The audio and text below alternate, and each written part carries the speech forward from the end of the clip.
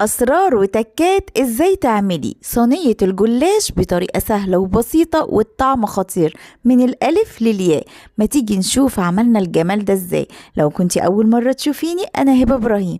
تعالي بقى هاتي شوية لحمة مفرومة كده وحطي فيها معلقة زبدة والطاسة تكون سخنة، وأول ما تغير لون هنزل عليهم بخلطة البهار بتاعة اللحمة وأحط عليها البصل المفروم وفلفل مفروم، وبعد كده هنزل بمعلقتين صلصة بتوديها في حتة تانية.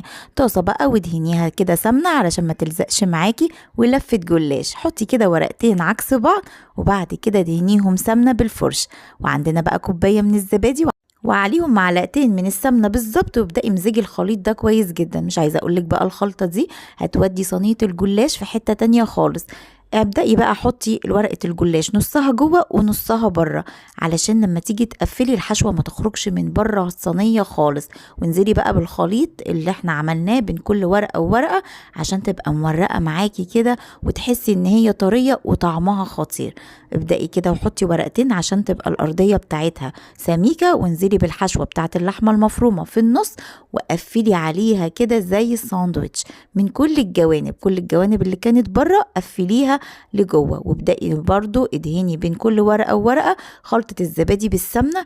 عايزة اقولك الطريقة دي هتعتمديها في كل وصفاتك. وبعد ما نقفل بقى هنحط بقى ورقتين على جنب كده عشان اقفلها وتبقى الشكل بتاعها كده خطير ومتساوي، يبقى كده كأنك ظبطيها بالظبط.